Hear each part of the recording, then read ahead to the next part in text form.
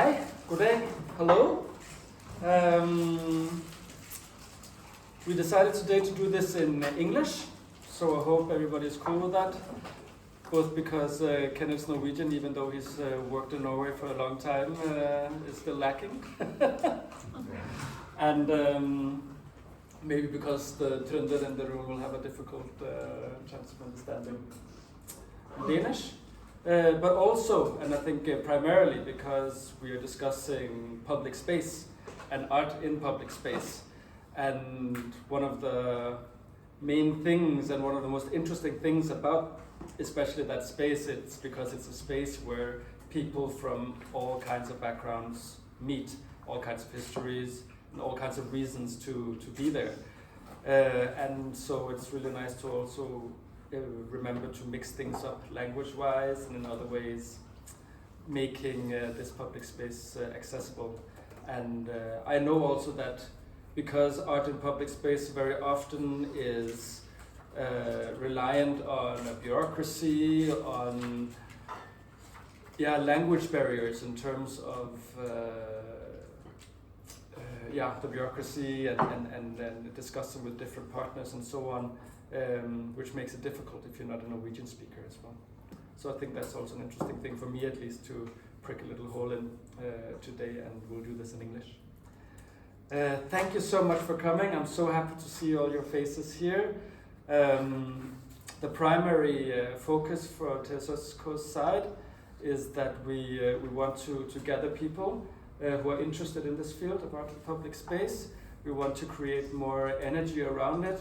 We basically just want more things to happen in the public space.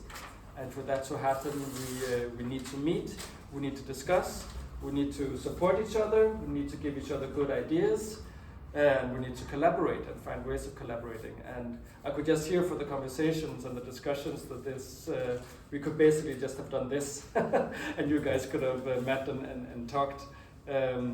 But today we're also really, really lucky that we have Kenneth Balfelt. And he's here because one of the main reasons is because of Kjersti, who early on last year wrote an application to support our endeavor to work more with art consultants in public space in Trøndelag. And so that gave us the opportunity to invite. So thank you so much, Kjersti, and thank you to Fylket, as he told us also, for the support for this project. So we're going to have more events, and every time we do something, we're always thinking about all of you. Every single one of your faces has a place inside of my head. So we're trying to also, when we develop things, we think about you guys, and we love to hear your ideas and your thoughts to inspire us to do things that are relevant. So thank you so much, Kenneth, for coming. Today we're going to have a deep dive into Kenneth's practice first and foremost. That's why I invited you. You have a really interesting practice, and a practice that you've developed for I think more than 20 years now. When I started studying, you were a super important inspiration for me in school. So you've always been kind of played a special role. I started studying literature science, and I always wanted these books to somehow become real, to be, out in the public space. And I was so fascinated by people like artists who would take the constructions of the artistic concepts basically, and putting them into what we could somehow call like a real situation or real life. So one of the first times I heard about Kenneth's work was in Copenhagen, when you worked with an area of Copenhagen where there was a lot of people using drugs, injecting heroin, I think was mainly the thing. And you've worked with a project to create a safe environment where they can do it. And for me, that was just a super strong project also in terms of just looking at the humanity of everyone in an area very often you have like a top-down look when you look at city development. And from then on, you've just continued doing so many things for so many people, creating better city areas, making sure that when they develop new city areas, people are being heard that aren't usually being heard. And I think also expanding the idea of what art can be for a lot of people. So we're really looking forward to hearing about your practice. And afterwards, there's going to be a workshop. And there's still space in the workshop if people want to join. And that's going to be from about 11 o'clock to 2 o'clock. It's going to be, it's open for everybody. It's not, you don't need to have a special education or anything like that to participate. So you're more than welcome to join if you want. So I think that said, welcome Kenneth Balfelt. Thank you.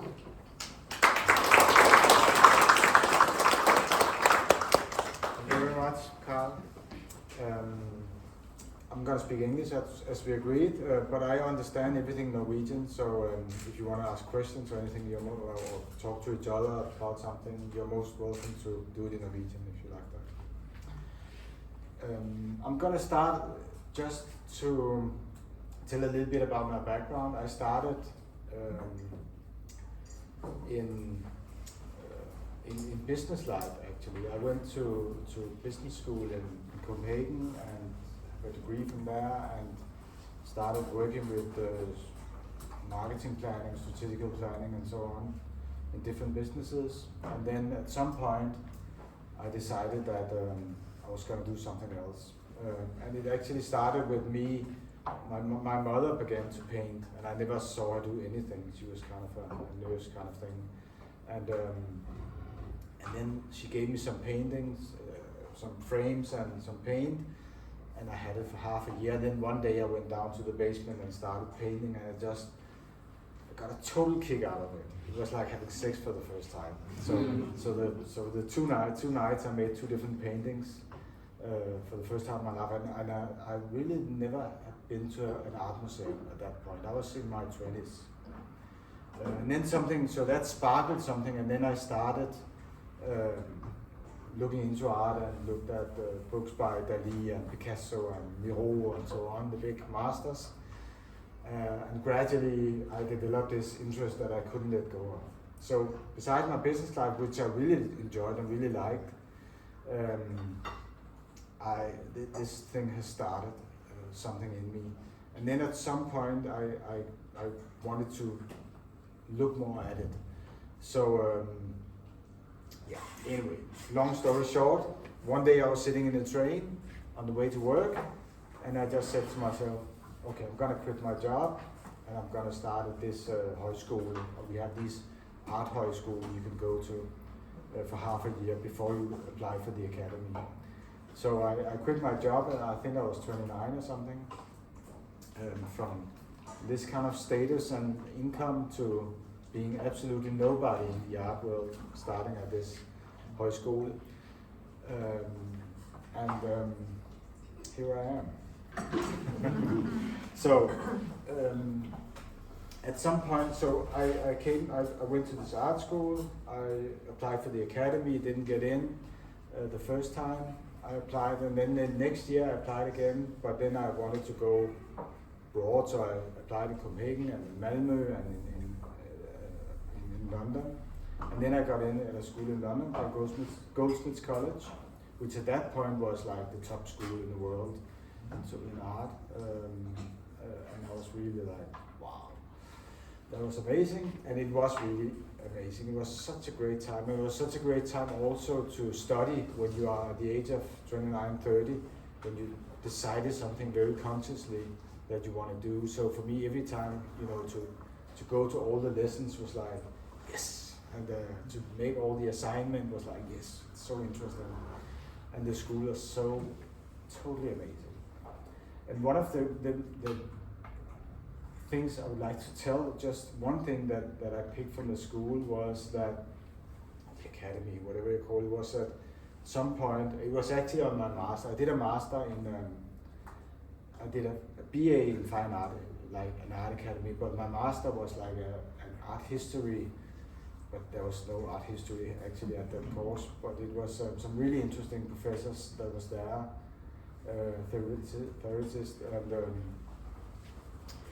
and they, when we started there, they said, you know, you come from all kinds of fields. It was really mixed to the performance artists and photographers, and one was a dentist actually who wanted to be an artist.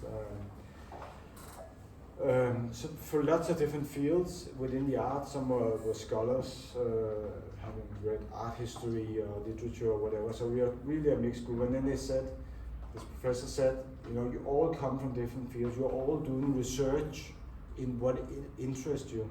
So now at this course, you're going to use this course to continue your research. So this was education totally turned around, because it was not us coming to learn where they had to learn us. It was us using this course to continue our research, our interest, what we wanted to do. And that was really interesting. So I'm just putting that out there. So at some point, it was between my second and third year, there was a curator who came to the school, and I was picked out for a show in a very nice gallery in Copenhagen, the top gallery in Copenhagen, and also in a Kunstnerisk in Bristol. And I thought that, wow, it's really great, I'm going to be part of this exhibition, it's going to make my career go like this and whatever, naive as I was. And so at the opening night of that show, I made a video. I made lots of video out at that time, performances, installations, and things like that, like real art. And then at the opening night, there was a friend of mine who came, and he kind of shook me on the shoulder and said, "Great exhibition, great video. Do you want to come to Stereo Bar?" That was the place we hang out after openings in Copenhagen. And that was that. That was what I got out of that half a year of work, making a video, getting picked by a curator in a fine gallery. And I was just like, I'm too impatient. I believe in art. I believe art can do things. But I was so impatient in terms of that I should change the world via these kind of medias. So I just, in that summer holiday, I was just like, something else has to happen. And then I got the idea that I would work with a corner shop when I went from home to college. Every morning I passed one of these corner shops, which is like a kiosk, small supermarket kind of thing they have in London, in England. And I said, I'm going to work with that. I'm going to go out in real life and try to work with that. And I came from some trade marketing job before, where we had worked with shops, how to sell our product through the shops and so on. So I had some knowledge about that from a professional standpoint. And then I had my art practice, my new art practice, my new paradigm. So I had these two views on the situation there, and I tried to combine it. And it was an interesting project I did. I worked with it for, I don't know, a year or something, until my graduation show, where I almost failed because they had really problems seeing it as art, what I did. Because I also curated other artists to be part of it and so on. And it was only my professor who understood it, kind of that saved me from not failing my degree. Anyway, so that kind of changed and shifted my practice totally with this semi-failed project at this corner shop. So I came back to Copenhagen and started working, and then I'm going to talk about one of the first project I did, which was the one Carl talked about. You call it the sprøjterum, I think, in Norwegian. So back in Copenhagen, I was invited to a public art exhibition. It was very kind of low-key. There was like 30 artists or 40 artists invited, and we had to pay for everything ourselves. It was very artist-run, and so go out in public space, and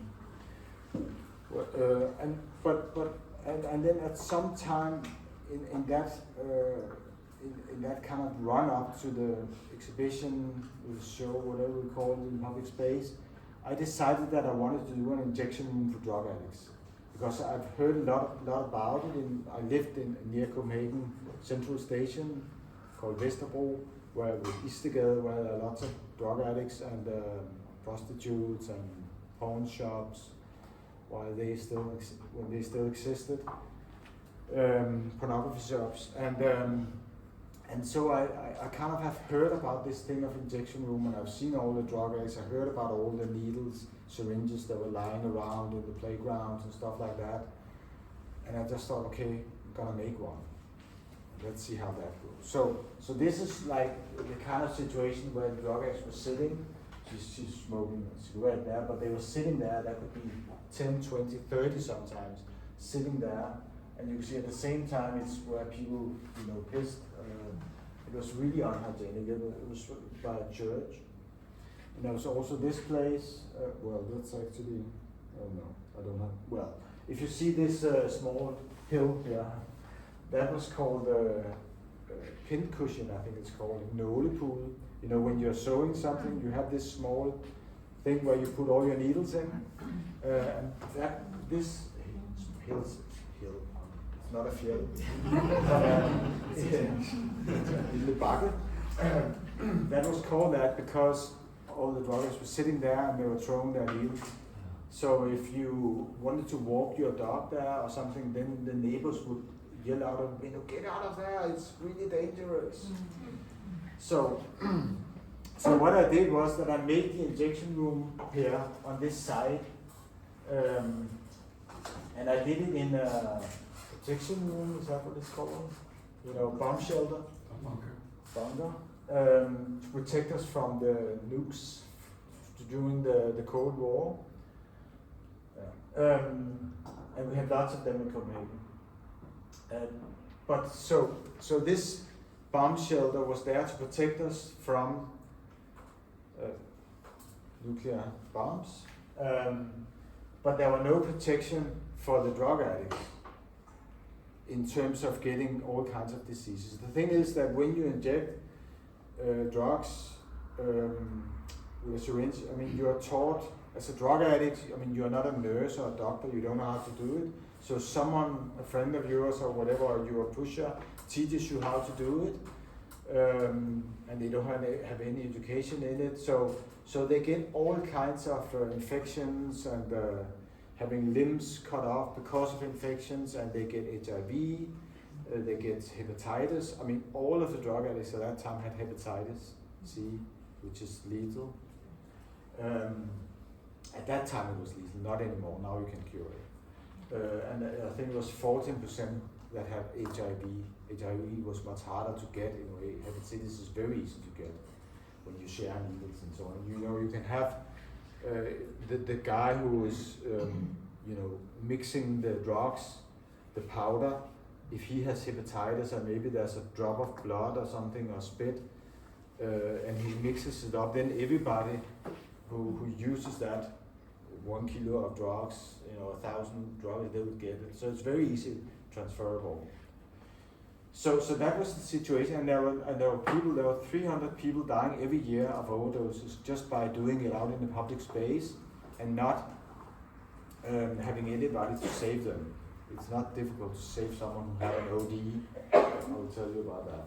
So I wanted to transform the side of protection from nukes to saving the drug addicts from getting infections and so on. And that was what injection was about, and I'm using this side as I told you about. So this is the entrance, opening hours, there's some flowers there, that was my mother's idea. And then you come down to the space, and you meet Nina and Charlotte, who were nurses. So I engaged with the different organizations that had to do with drug addicts. I spoke to a lot of them, and I also spoke to some drug addicts about how they inject and how they do it and what the issues are. I didn't do that much user involvement at that time, but that was like the start of me doing that. I'll get much more into how I've used that as a tool, instrument or whatever in my art practice much more later on. And that was the start of it. So they had all the equipment they needed, And as you can see, they have this in Denmark. It's called a Rubens balloon. I don't know what it's called in Norwegian, but it's like this thing. If you don't breathe, you can use this to do. If you can also, mouth to mouth or mouth to nose. It's the same thing. So if someone gets an overdose, now you're getting a small course in saving someone from an overdose. So if someone falls over, they have an overdose. You just give them air. You can either use this balloon or you just give them mouth to mouth, and then they will survive. Because you can put as much drug into your body, you don't die from putting too much drug into your body, but at some point it gets numb and it stops telling that you have to breathe. So that's what happens. So if you give them air, oxygen, they will survive. And then you call, in Denmark it's 112, 911, or whatever it's called in different countries. And then they come and they give you some antidotes, and then you are up again and you are alive. But because there wasn't this place to take the drugs and no one who could save you with the air, 300 people died every year. So that was part of the story as well. So I did 3 different stations. I've investigated the different ways that you take the drug. So this station was, you can sit down on a chair, you can have your arm, and you can have a mirror if you want to inject in the neck. And it's a bit private. Some people like to do it more privately. But still you can see it's open underneath, so if they fall over, the nurse can see them and hear them and take them out and save them. And this second one was a more mobile one. There were 2 chairs and you can sit the way you wanted. There was also a mirror as well, and there was lighting, and there was heating. Because if it's too cold, your veins get really, they kind of, withdraw. So you need heat. So if you're doing it in a public space and it's cold, it's problematic, and you can get more, wrong. Do it in the wrong way because you can't find the veins. And then the third one was like a long bench where you could sit 2 people, and it was long enough so you could get your leg up, because someone do it in the leg or between the feet, the toes. So it was a way of showing the different ways you can inject, and just by telling you about it now, I know it feels a bit awful, it's early in the morning, just had your breakfast, but this was a way of introducing the general public, because it was a public art project. So it was a way of introducing the general public into their situation. We could have written an article or whatever, but this was a way of doing it that could do something else. Speak another language, so to say. And then I used the press. This is normal democratic way. If you want to reach the politicians, you can try to get something in the press, and maybe the politicians will wake up.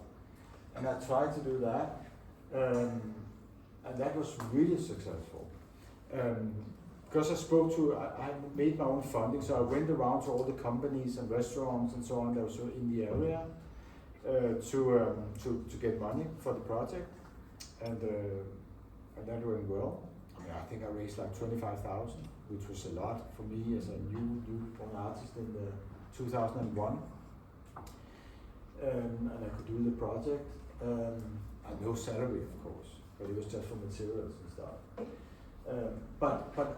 One of the restaurants I worked with, that was a former journalist. So I came with a press text I'd written, and then he deconstructed it and wrote a headline saying "illegal injection room at Arrangementet," which it was called.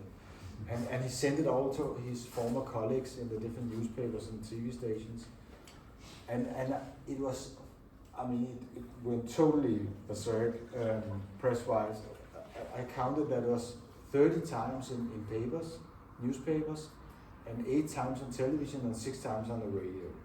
It was my first kind of real art project.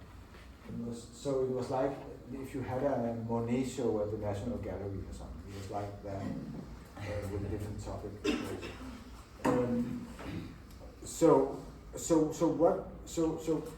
The project for me was not to show any. The project for me was to investigate whether injection was a good idea or not. I didn't I mean, at least what I said was, I don't take a stand in whether we're going to have it or not, but I want to use my art practice, my art platform, to see if we can have a discussion about it in a different way than using our language, than the literal way. Because this was a physical thing, it was a sensory thing, it was a practical thing, it was an actual space, and it was in the place where this happens and so on. So everybody could go down there, have a look at it, talk to the nurses and the others who came around. So there are a lot of drug addicts that came by, or users, which I prefer to call them, the users, that came, and then there would be a neighbor, or a policeman, or a politician, or whatever who came down, and then they could have a discussion about what this was. So, yeah. Then I met, there was through someone, I got hooked up with a politician, with the drug responsible for the Social Democrats, who lived in this area, Sophie, and we had a discussion, talked, and then we made a press conference after the projects ended. It was for 12 days. It was open, and we had a press conference and so on. And then she made a law proposal and put it into Parliament, and she sent it to me before, and I corrected some things in it because I was now an expert of injection rooms as an artist. And this is what we can do also. We can dive into something, spend a lot of time digging into something and understanding something, and become experts on small fields of society.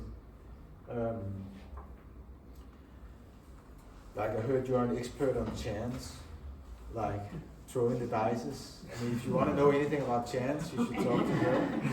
So, I mean, nobody else in society kind of digs into maybe that much into a field as we do. So we all have, us that are artists have some fields that we dig into. Especially in the beginning of our career, where we don't earn any money and hours don't count, and we just work a lot. And I really cherish these periods of time. And I think it's a really, I was just coming a statement here, I think it's a really shame when galleries are allowed to, and curators for that matter, to go into art academies and try to get the careers of the young artists going. Because once you get into that system, have all these deadlines and have all these show that really matters, you stop investigating, you stop experimenting, you stop doing things that are really ridiculous. And I don't think that's a very good idea for an artist.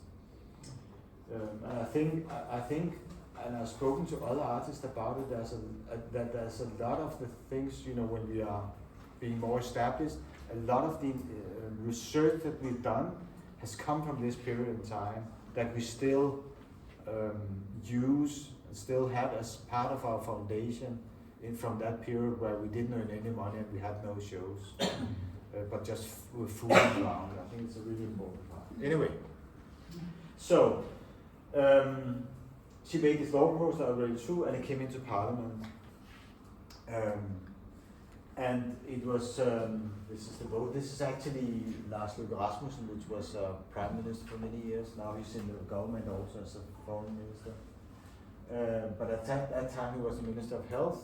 We had a meeting with him, and I even I talked to 14 different organizations that work with drug addicts and got them to sign a letter.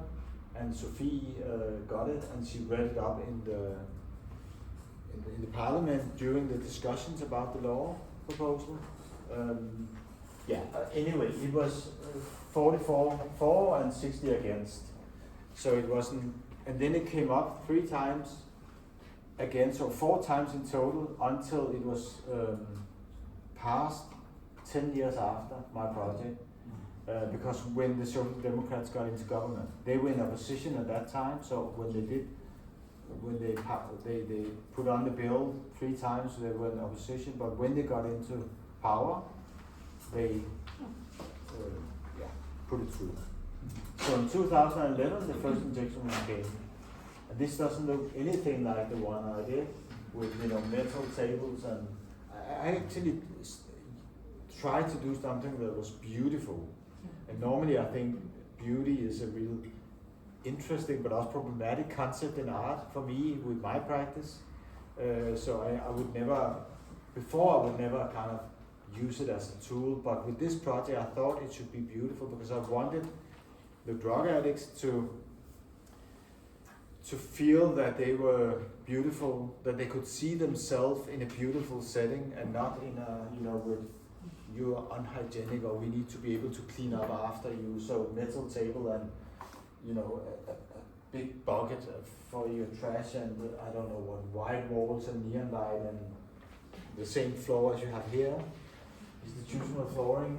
I didn't want to use that kind of language aesthetically, but they did that. I wasn't invited to do that, and I was really disappointed not to be invited to do that because I had all the expertise to do it in a really clever way that were in tune with the drug addicts and the situation and the needs and everything. So combining this is only hygienic. This is only like from a nurse or doctor point of view that this design was made. Anyway, okay, so that was my kind of game-changing project, and what I learned from that project was really important to me was that I could use art to participate in the discourse of something in our social political debate in society. I could use art as, because it was physical and sensory, it was a different inlay in the debate than the literal, the language and the written things. And that became really important to me. And I also saw these mechanisms of how to use the press to get to the politicians and so on. So there are many things I learned from the project that has been crucial to me in my practice. So if you have any questions, thoughts or whatever, just interrupt at any point. Okay. Okay, so now we move on 10, 15 years from 2001. Yeah, okay. I just have to shift to a different location. I was brought back to the old days. Anyway, in Park, relocation of beer drinkers, I was called.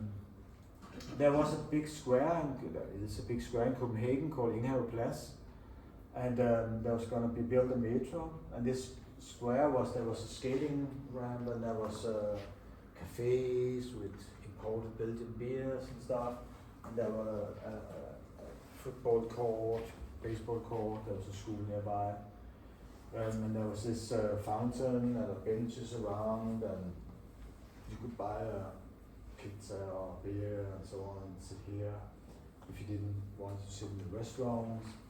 And then you could have this situation where you had some pensioners, maybe some other people, and then you would have a bunch of beer drinkers, alcoholics.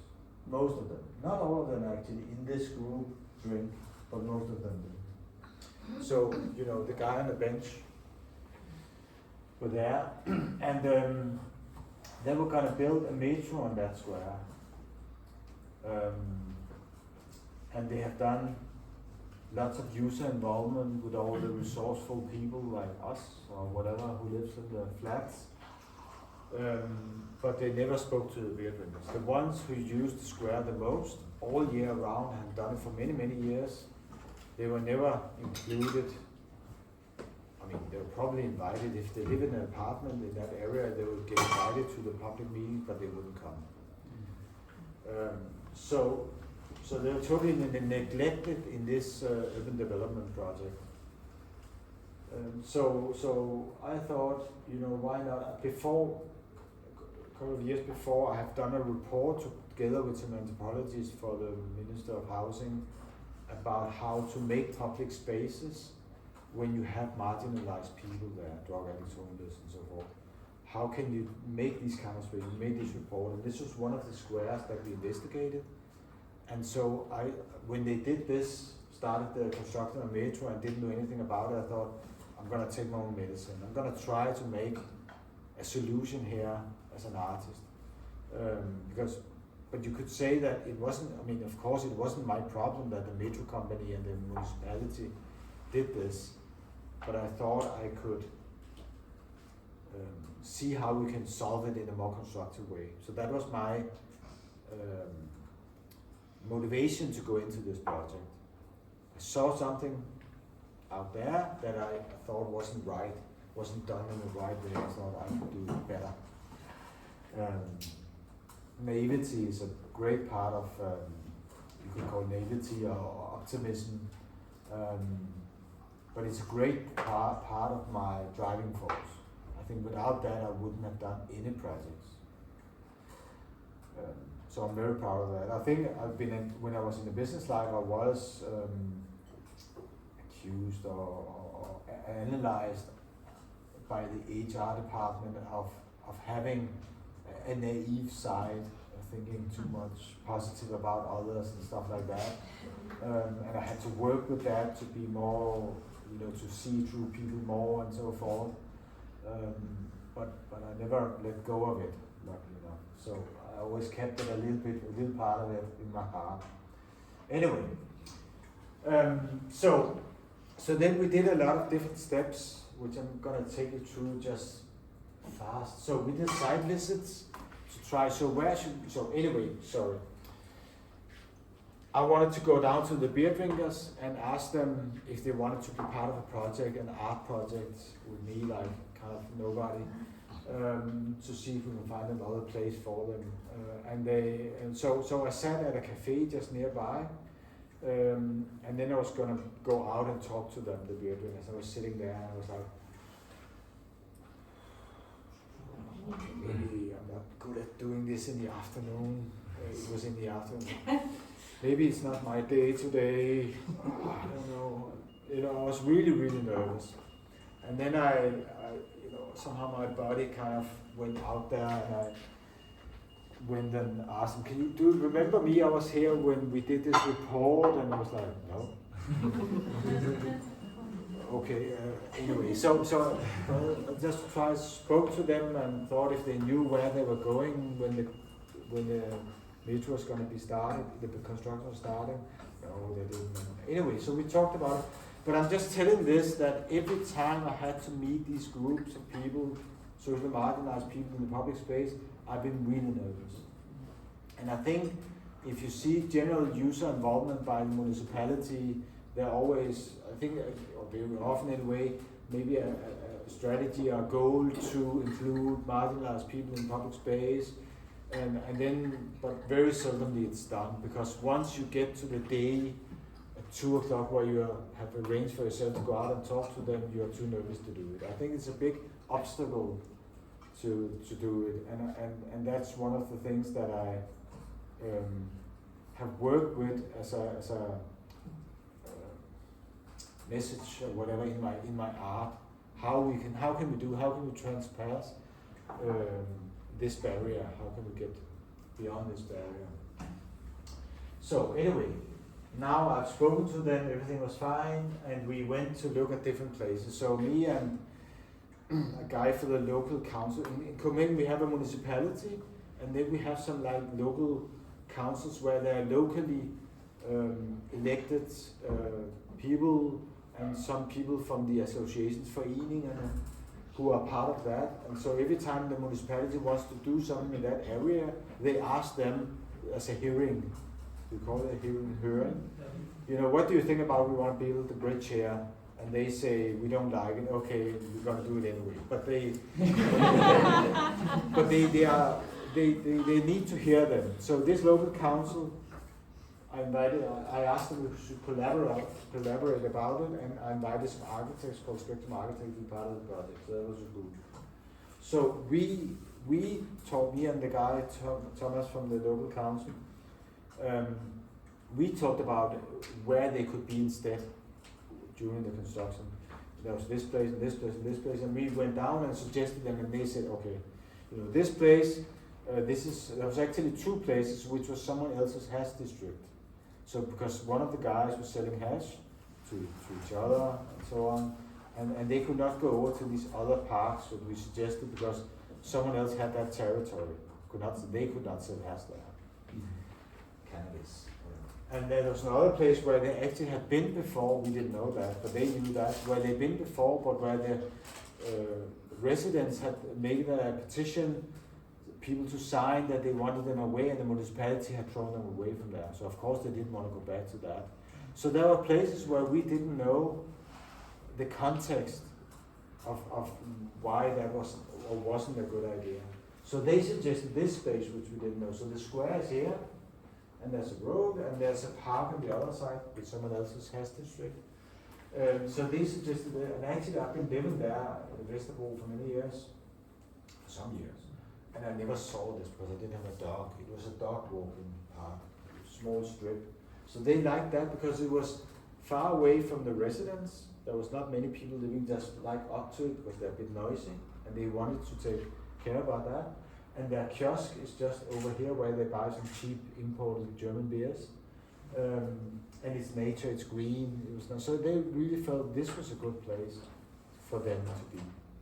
So after long discussions with the municipality, we got permission to be in the public park and do as a temporary project. We were not allowed to do, you're not allowed as an artist to build something permanently in a public park.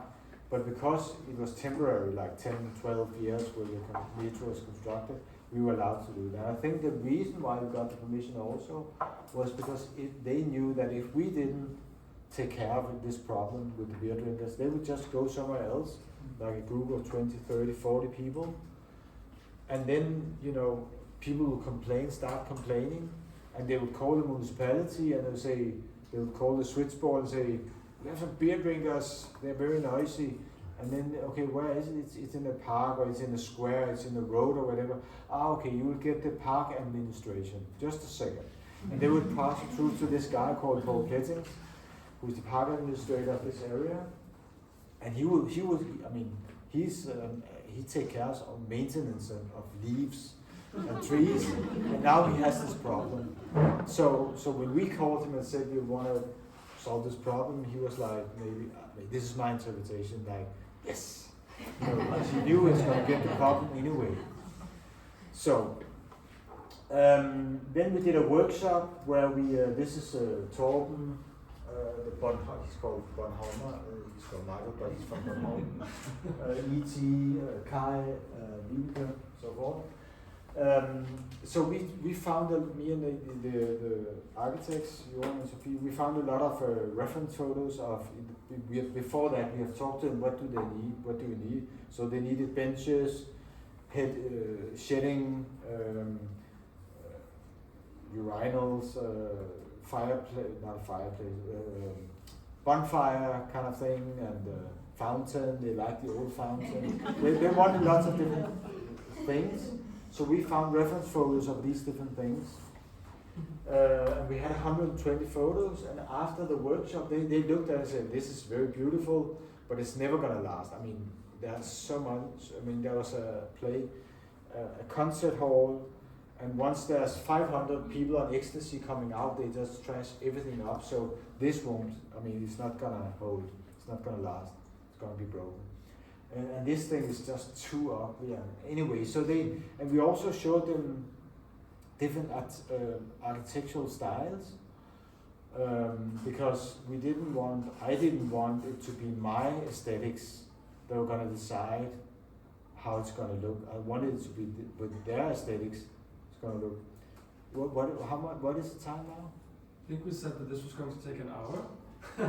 So we have 10 minutes left. Okay. People can stay around. Wow. Or we need to be over at 11. So yeah. Okay. So 10 minutes. Yeah. Well, I guess people can leave when they have to leave. Yeah. Yes. Okay. But we have some other people coming in at 11 for a tour. Yeah. But, okay. So maybe we take 15 minutes after break. So we have 15 minutes break. Will that be okay? Yeah. 25 minutes left. Oh. Okay. Anyway, so they reduced these 120 pictures into 40. So that was our brief, also in terms of the architectural style. So we actually sat down and had a workshop with 10 alcoholics for an hour and a half, who said that wasn't possible. We also had a more public hearing kind of meeting with all the residents, and there was a kindergarten next to it also, and so on, where we have a really nice debate. And one of the things I discovered is that I, as an artist, I didn't, normally, this was an important thing, that normally when you are a municipality and have these public hearings, you have already been working with the project for a period of time, and you know where all the piping is underneath and what the demands are in the law for what you can build and everything. And the architects have been invited to make 3 proposals, and then you come to this public hearing meeting and you say, here are 3 proposals, and you want them to pick the one you like the most, and you want them to pick one of them at least. You don't want them to get other ideas. So you really want to control this meeting into, you're trying to sell something actually. That's what I experienced in these public hearings when municipalities do these. So it's a bit contrived and targeted, because if they want something else, you have to start again. You have to hire the architects for another 100 hours times 2,000 an hour to make new drawings and stuff like that. You don't want that to happen. So it's always a bit off sync in a way, where so when you come, you are a bit down the line, and push it.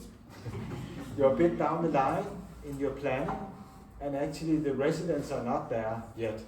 They're just like, it's the first meeting, the first time they hear about the change, and they have lots of ideas. And usually also these meetings, you ask them to, what would you like to have? And this is a very usual way of doing it. Usually, so what would you like to have in this new place, in this new square, this new park? And then you get post-its and pencils. I think we have post-its somewhere for later. And they write up 250 ideas, and then the architects get them. So here are 251 ideas, and they are just like, doing like this, and then they are doing their own thing, kind of, because you can't accommodate all of these ideas, and you already work down the line, you already planned a lot, and you can't do a fountain here because there's some piping underneath. It has to be, we don't have money for a toilet, even though it's needed, and whatever. So there's always this off-sync kind of thing. So what I experienced at this meeting was that I hadn't decided anything. The architects hadn't decided. It was totally open for us. The architect worked for free, kind of, in the project. We got very, very little salary in the project, mostly volunteering. So if they had to draw it again, it was a young architect studio, so it didn't matter. And so when we had this meeting, I was like a sponge, I could just absorb anything that came. I didn't have to defend anything. I didn't have to try to guide them over to this solution or that solution. I could just say everything. And I think that, and also I have to say that I've just been to a conflict mediation course some weeks before. So I was all like Gandhi kind of, just saying yes to everything and taking it in and listening to people's needs, and I think that was really, really fruitful. And this has been a method that I talk about when I give courses and talks to municipalities and planners of how to do things. Because you should never ask people a question if you can't include their answer in your project. So from that I've learned this thing that that when I start a project, I should not, we have all learned to get ideas, and I, for once, in my marketing job and in my artist time, I've learned to get ideas. I'm the wise one. I'm an artist. I should sit down and get all the good ideas. But that collided with the real life and the public space development processes. So what I've done now is that I've unlearned to get ideas. So when I go into a project like this one, I really try to stop getting ideas. It's really hard to concentrate on not getting ideas when you get into it. So what I do first is, as I did here, I go into the context, I interview people, and I try to understand the context first. and I find the people I should work with and allow them to come with whatever. So there's nothing I have to defend or anything. Actually, I need what they say because I don't have anything. So if it's a curated project or a project I started myself, I come down, start to talk to people without no ideas, no sketches, no nothing. And I'm nervous because that's usually, sometimes if it's a curated show or a commissioned project for a municipality, which I do now, there's a deadline, there's kind of a time schedule. So I start up and I have nothing. And it's really like anxiety provoking. And I have to deal with that because I want to be open to what comes. And because I've turned this around, as I just said, I'm dependent on that they come with something that can go into the project. So what happens is that it will be the things that are relevant to the project that I get on the table, that we get on the table together when we make this analysis and we get the needs of the people in the project. And it's not my ideas, not knowing the context and not being in that situation, not knowing how it is to live like that or use the public space in the same way as they do. It's not my ego or my experiences that are forming the process. So first, get in, understand the context, make lots of long interviews, an hour and a half. I experienced that when you have meetings with people, meetings or interviews, it takes around 50 minutes before, after 50 minutes usually, the good ideas begin to come. Where you kind of are connected and your chemistry is working. So I just found that very often if you have a meeting of an hour, it's like when you stand up and begin to go out of the room that you kind of feel connected and are ready to get good ideas together or talk about what is actually at stake and people open up. So an hour and a half is a really good time to have a meeting or interviews, user involvement. So first, when we've done that and have mapped out all the needs and their analysis, so any beer drinker here in this project would be much better of making an analysis of the situation than I would ever be, or the architect would ever be, or the local council would ever be, because they have been there. The beer drinkers are super users of the public space. They have been there 5-10 hours a day, 5-10 years, 20 years, all year round. Nobody else of any profession have ever had that time of experience with that public space. So when I saw that, this was in this project, I saw that they're actually super users. Not like some computer nerd like Lisbeth Zilander, who knows how to hack into a computer. She's a super user on a computer, but they are on the public space. So every time I've gone into a project, I say, what are they actually super users of? The users of when I'm doing a project. What do they know something about? And that's what when I ask them about what they are experts on. I don't ask them about how to build a bench or how to build a bridge or how to make an urban planning project, because that's not their expertise, or art for that matter. That's my expertise. That's our professions. We work together. So speak to them about what they are experts on. Okay, so they also visited the site and we got some benches there and a toilet that was stolen after a couple of days. There's wheels. Never place a toilet with wheels on in a public park. So they saw how that space, what the needs would be of that space. They saw where the sun was, where there's a good spot to sit. One guy said that his mom was passing by in the bus. You can actually see the bus there. Not that specific bus, but the bus line. So he didn't want her to see him sitting there drinking beers. And also there were people walking by who took photos of them. So we got some new needs about where the sun was and where they needed some kind of, I don't know what it's called, shielding from the fencing or whatever. But also the police wanted to be able to see through, and so it couldn't be totally blocked out. It has to be semi-transparent. So we had to find a solution for that. So new needs came up when they were there.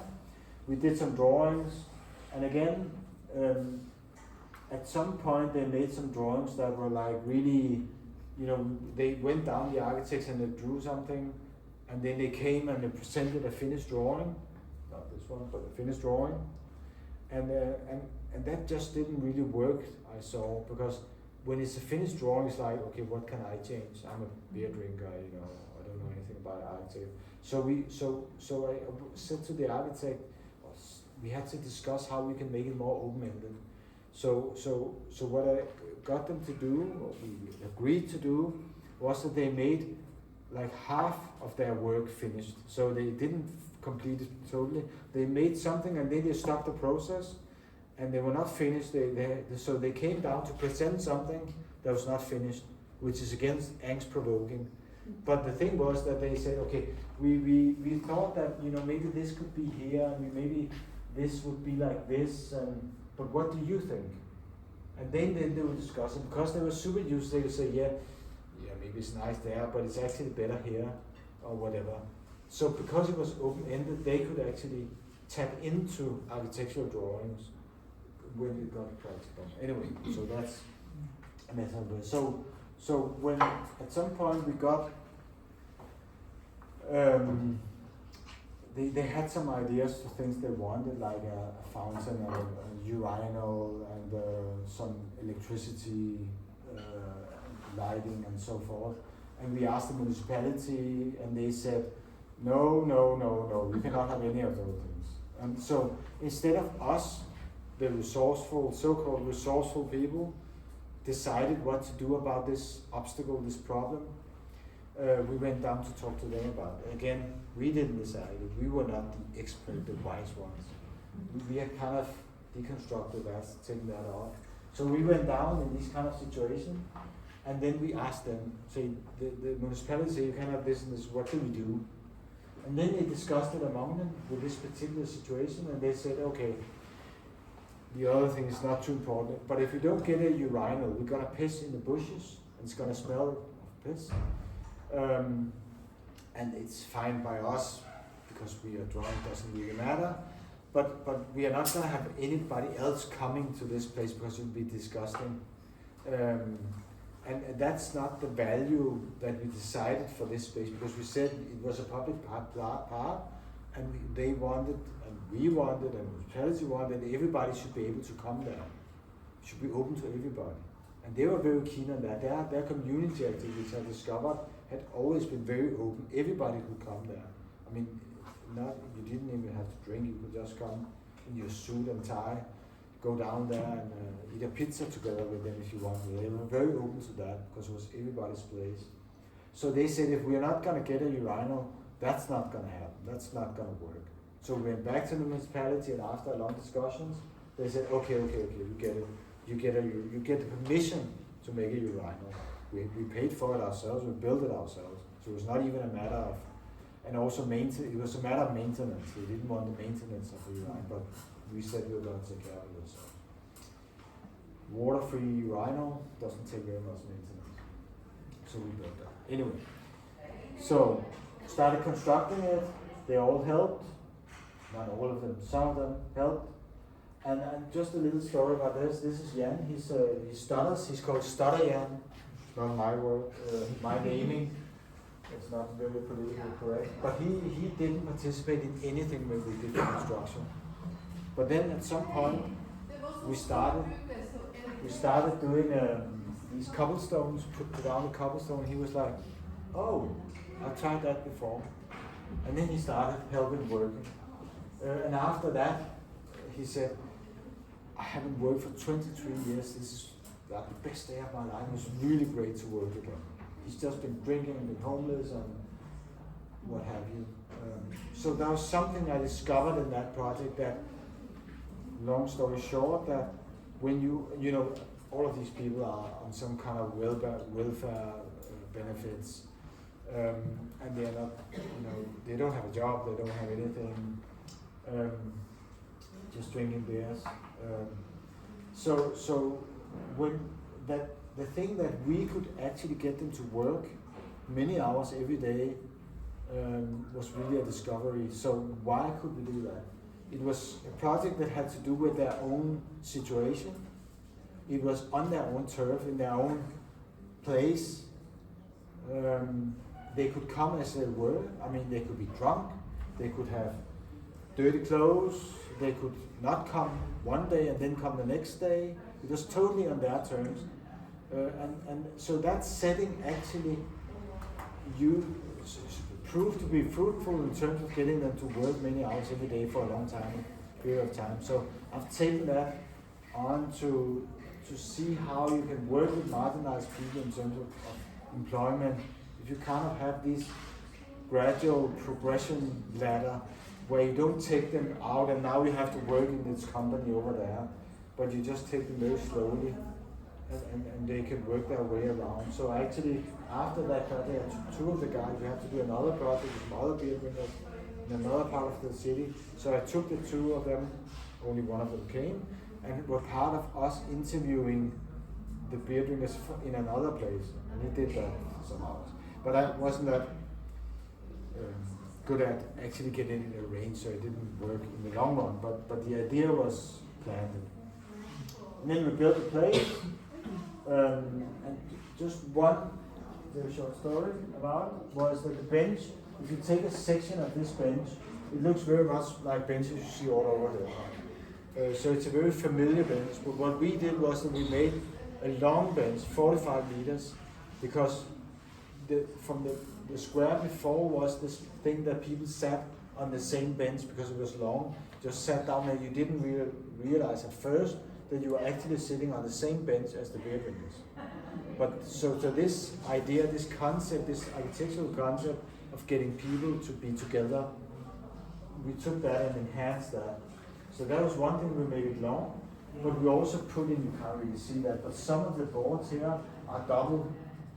So we have this play in the design that you have the normal ones and then whoops, there's a double one and there's a normal one and then so it has a play in the design. So when you came into it as a normal residence, into this small part, you could recognize the bench. It was something you recognize, something you were comfortable about, but there's something else at play here. So that was the suggestion we wanted to do with the bench. The gangster. I asked them to stand up and so we took a picture, and they came out to the very gangster. And this is the urinal. Very good thing to have. Did women have a what? Did women have a place? No. But there was a public toilet like 100 meters away. But we just knew that, they knew that we were never going to use it. When there was a bush next to them and there was 100 meters to a toilet, so the women could go there. That's good.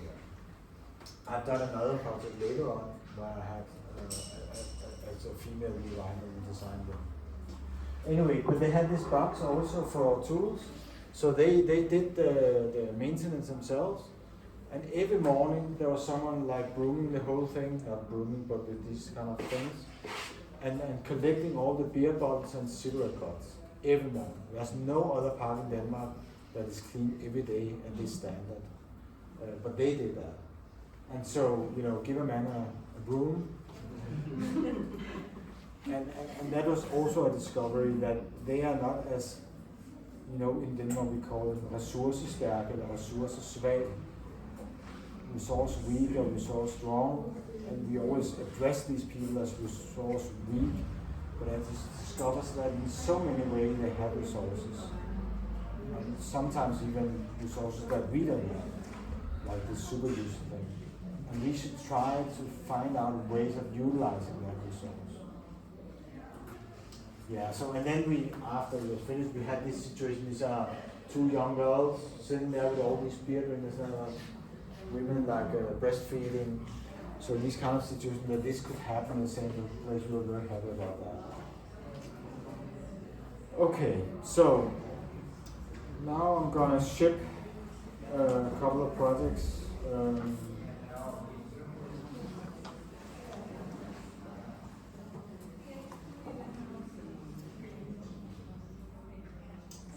I did a project in Halden prison in Norway. I'm not going to talk about that. There's a small there's some on my homepage about it. There's a small film about it. You can see it. And the same with the People's Park. I got commissioned by the Copenhagen municipality. This is my first commission as an artist by a municipality. I've been invited, because of my different projects, I've been invited to lots of talks, to talk in different municipality settings. But then at a certain point they needed to have this park renovated. They invited me to do it. It was like, and I got I'm sorry to talk about it anyway, but one of the things that was interesting was that I got a contract, and because they invited me, I said, okay, I was in a situation where I didn't really need the job. I was really busy at the time. And it's a very good position to be in when you negotiate it, you don't need it.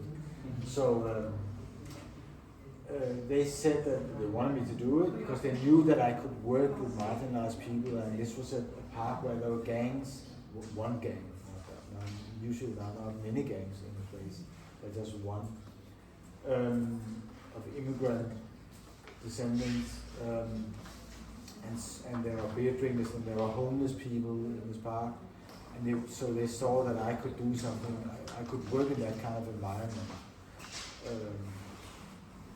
So I actually had qualified myself to get a public job commission, which was really interesting. So what I said in the contract negotiation was that I need the same frame as I have as an artist. If I don't have the same frame, I can't do the same kind of project with the ethics and the user involvement and the time spent and the care for the people, all the different groups and so on. So you won't get what you've seen I've done before if you don't make the same frame. And they got that message. So what I wrote into the contract was that we are taking the job not for the money, but to create or develop more love and community. And I think that might be the only contract ever in the history of municipalities in Denmark where you have love written into a contract. And I'm very proud of that. So every time I had a contract, after with other municipalities, and I worked with 10 different municipalities, I said, I can come up with a contract proposal. I have one from Copenhagen municipality. We can use that. Oh yeah, that's fine. And so I hand them this thing with love and community. Okay, so I want to talk about a project I'm doing now. Maybe shortly. How much left? They're going to start on that 11. So that's 15 minutes. Otherwise, I don't know, maybe we can negotiate the spaces, but there's going to be more talk about that. But I'm just gonna go very briefly on. This is what I'm working on now. It's it's a municipality just outside Copenhagen called Rødovre. I'm trying to pronounce that in the brain. Everyone can say Rødovre. Very dense, lots of people living there, housing, stuff, whatever. So we've been invited to work with, this is a project that we developed together with the art, like Berit's role in Copenhagen municipality, in Rødovre municipality, the art consultant.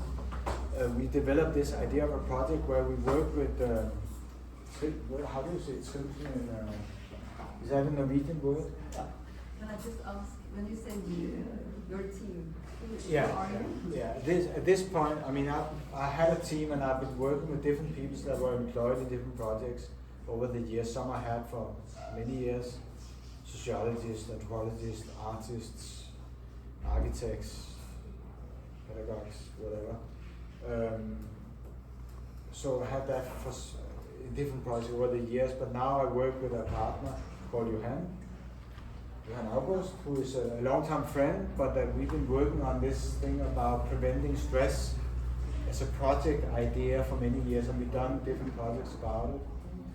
And then we work together and are doing this. So it's me and Johan. So trivsel is like not even in English. The mental health of youth.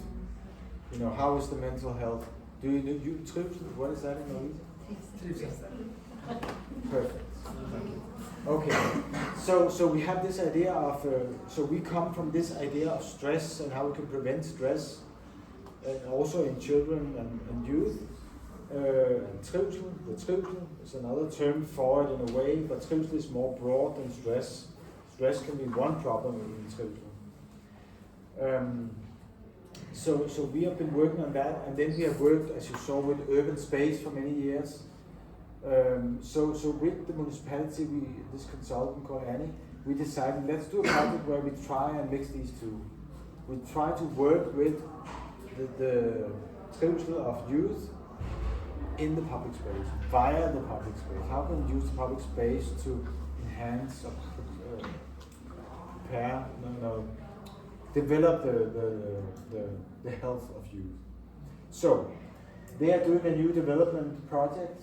These houses have just been built. You have the municipality just here, which is designed by Arne Jacobsen, and the library as well, a Danish famous architect. And you have a concert hall, you have a music school, you have a school, you have a student school, high school. So it's a very, very central place, and they are developing this area, and then they want art commission on this public space that is in between. So that's where we're working. So we did user involvement, spoke to lots of different kids, youth and kids. We did participate in workshops, we did our own workshops and so, but I don't do workshop very much. It's mostly interview 1-to-1, 1-to-3, or 1-to-2, because I think that's where you get the most profound knowledge. If you sit in a setting like this, everybody will be a bit reluctant to share things that are not shareable. Lots of different quotes. Of course, I won't go into that.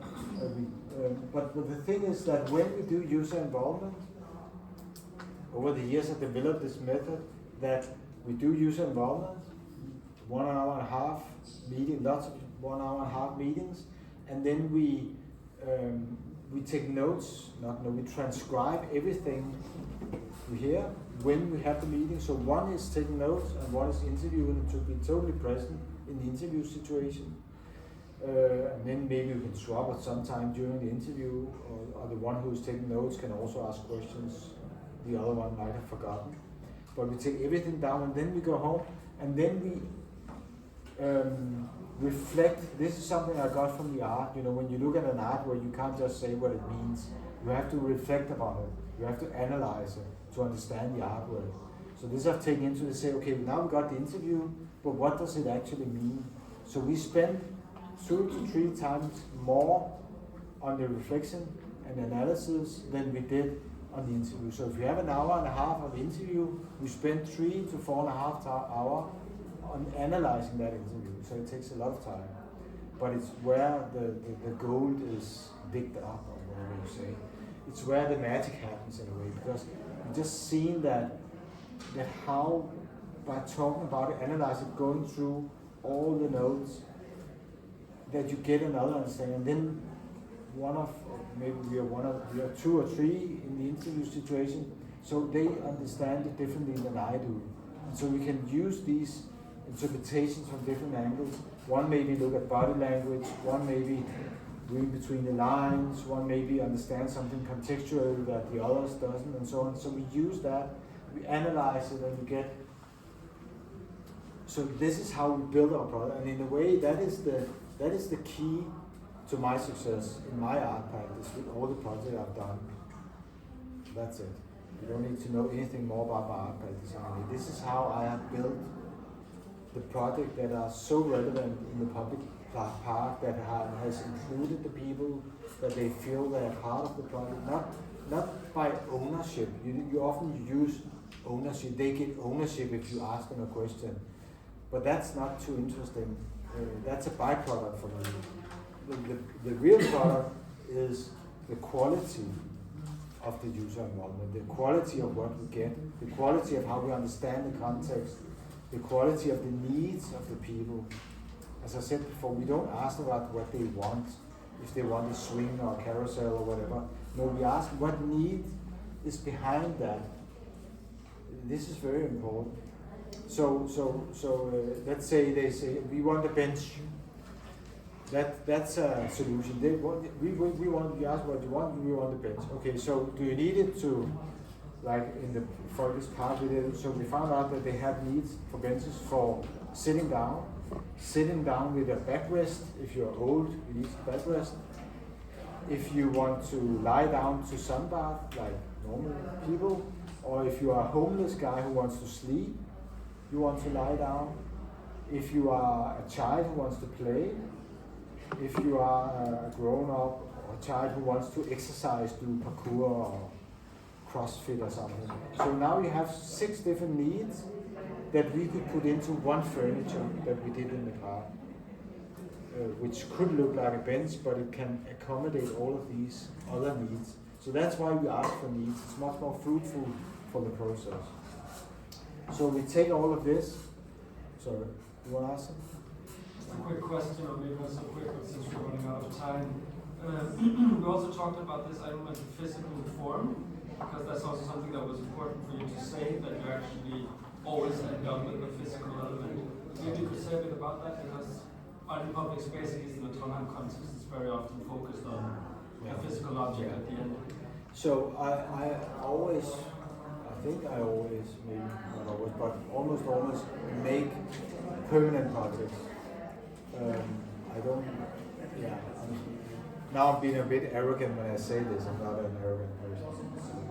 But that often when people, architects, make project and they make something temporary, it's because they haven't found the right solution in a way, that they have to try something out. It's not totally true, but it's often like that because with the process that I've developed over the years, where we are so thorough in going through all of these steps that I've told you about, when we work through that process, we get to the right solution. And it's actually true, and I've heard when I work with architects, took them into these kind of processes, I've had a couple of architects saying that it drew itself. Once we went through all of this project, instead of that they had to sit and guess and use their own ideas and so on to draw a project, being taken through all of these steps and with all the materials and analysis we got from the users, the idea that the solution kind of crystallizes itself. It becomes so obvious what you have to do.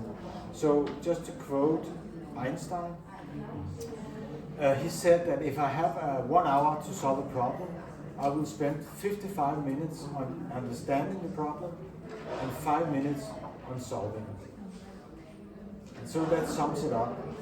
And this is how I work as an artist. It's not because I don't use my profession and become aesthetics and do the forming and designing and make objects and so on, but I don't do it. I don't push the idea button before I have understand where the context is, who the people are, what is happening there, what their needs are. Then when I've got all that inboard, I push the idea button and I do it together with them also. But I also, stand on that I'm the professional. You're the user, and I'm the professional, and the architects are the professional, and the municipality worker, planner from the municipality is a professional. So when we respected you by listening to you and not having any ideas, so now we're going to put on our professional cap, and now you're going to respect us for transforming how we understood your situation into a solution that works, and we want you to respect that also. So that, in a way, is the contract that we make. So when I make projects, it's to make a physical solution to something. So it's very functional in a way what I do. But as you can see, as you can tell, like with the bench project with beer drinkers, it's also an artwork. You can, or with the injection room project, it's also an art where you can interpret it. Even though it looks functional, it is functional. There's a lot of things that you can interpret into it. How do we, with the beer drinkers, I talked about it with the drug addicts, but with the beer drinkers, how do you view beer drinkers? Like in this project with the beer drinkers, you can, because I used the local press a lot and invited everybody to the opening and so on, people know in the local area that they have been part of building it.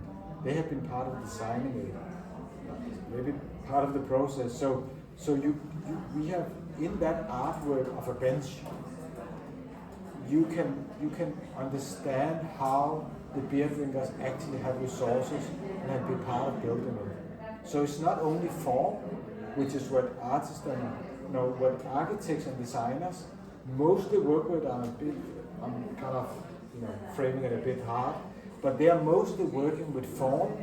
But we as artists work with form and content. And so with all of these projects that I make, even though it's form and it's architecture, I use architecture as a material, as a tool, but it also has symbolic meaning or metaphorical meaning or some content that you can interpret. And that's something, and that's also why I stand on that these projects I do is art, and I'm an artist that are doing that, because I want that layer of it to be part of the project. Yeah. So framing it into different sections. We did a workshop where we had the results and we tried to talk to the youth about what we had found out. We made this group of people, of youth, 10, and said, now we found out that's correct. Have we understood it correctly? Is it something you want, and so forth? Now we are meditating. We got them to meditate. Yeah, so that's what we got out of that workshop. Some more things, and we showed them the site, talked about the site. We made a vision, which I like very much. Maybe someone can read it out in Norwegian. Should I try? It's easy to understand. Yeah. But gi barn og unge en arena for at udvikle livet i naturens tempo. So what is the tempo, the pace of nature? We are by biology, and when we do too much, our brain can't follow it and we become stressed. So we have a vision that everybody should live their life where your body and your mind and biology can actually follow, so you don't break down with stress. Anyway, here we have it again. It's all about. So we made this program. So from everything we understood, we have developed the program. Won't go into it, but just saying that something that has to do with the individual, something that has to do with the social, something that is more on a structural level, different things. And then we have this lens, the artistic lens. So we want to make time, space, and body. It's kind of very cliche-like, but actually here it's really nice. So in terms of time, we want to work with deceleration. But we want to, our society is accelerated, and we can't keep up, and the children can't keep up. So we want to work with times in terms of slowing down the pace. So everything we want to do in the program, we have to slow down this pace. We want to work with our bodies that it can cope with the situation we're in, and use our senses more, and feel more, be present more. We want to work with space in terms of that we get connected to space. So when we are going to make a physical space. We want to make a physical space. This is a brief for ourselves. We want to make a physical space where we feel we belong to it, that we feel that we are together with it. So this is a way of us to brief ourselves in terms of how we're going to design the space. So we have this lens that we are looking at this program with. It's on my homepage also, you can read more about it. So, and then we developed, you can't really see that, we developed 3 different components. One is the physical space, one is how to work with your stress, actions, exercises, and one is the organization. I want to talk a little bit about it. So one is the space, and now we have lots of some different reference photos, how we want to build a space. We are just halfway, we are not in the design phase yet. We just finished the programming. So, and then we have these exercises, won't go too much into it, how you can work with your stress and anxiety and depression and whatever. But then there's this organization ecosystem, and that's what I want to talk a little bit about, very short, and that's it. Because how do you have a public space now? We want you to use it to get to work. I mean, not deliberately go there and work with your mental health, but we want them to go there and have fun and play and stay and be together or be alone, and then lurk mental health exercise, mindfulness exercise, meditation exercise into them somehow. We don't know how yet, but we want them to do it. And from our user amount, we can see that they seek calmness. They do all kind of things. They're on TikTok and they're in school and they go to basketball, whatever, and what have you. All of things. They look at Netflix films while they are in class when the teacher don't look, and they're on all the time. And when we interview them, go some layers deeper, we can see that they want calmness. There's too much going on in their life.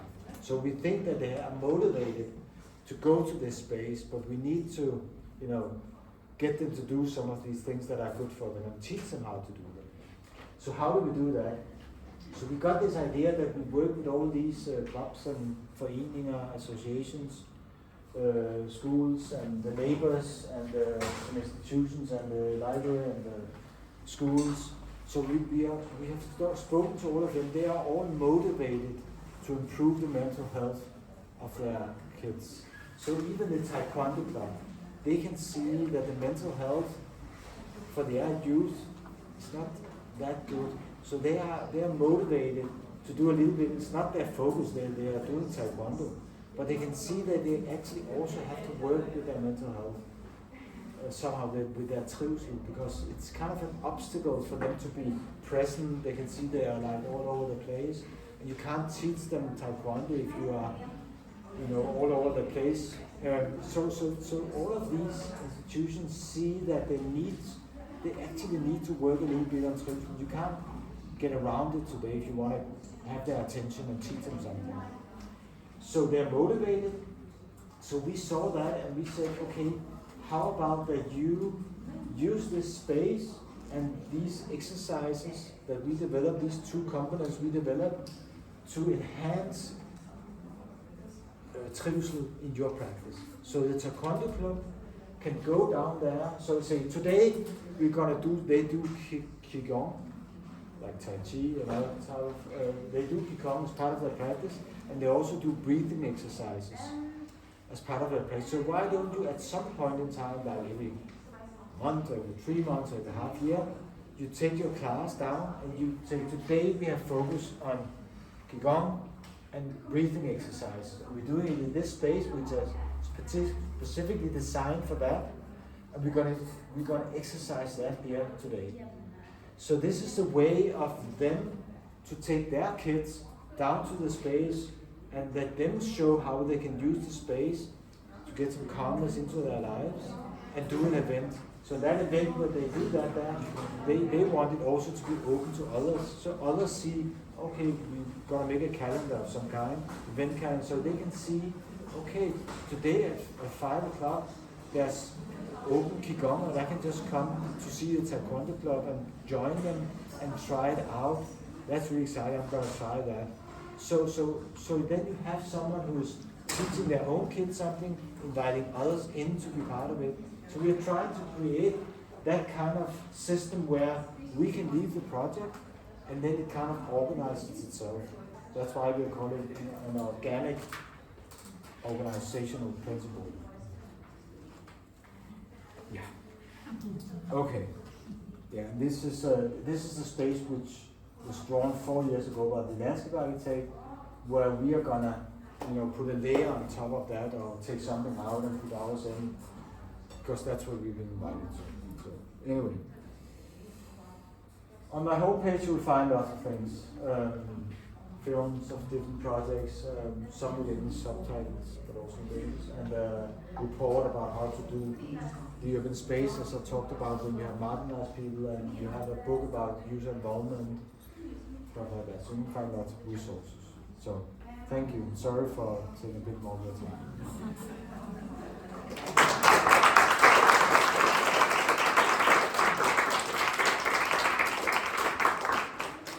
I think there's a possibility of asking some questions. It seems like the sound is okay. So if anyone has some thoughts you want to share? Or you have your own comments or yeah. You said earlier that it's after 15 minutes in this 1.5 hour of workshop. It's after 15 minutes something. Interview meeting. Yeah, that you get to.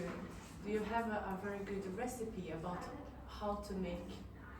Because usually it needs a kind of trust or a feeling safe. Do you have, or I don't know, behind it their own yeah, I mean, interest? I've been giving talks and actually also having courses for municipalities about it and counseling. So it's a big topic because there's a lot of things in it. But very shortly, I think the thing that I have, the position we are in, being open to listen to what they actually have to say because we need it in our process. I think that's crucial. If you go to a meeting and ask someone a question, you should be totally open to take it in. You should not think, oh no, we can't do that.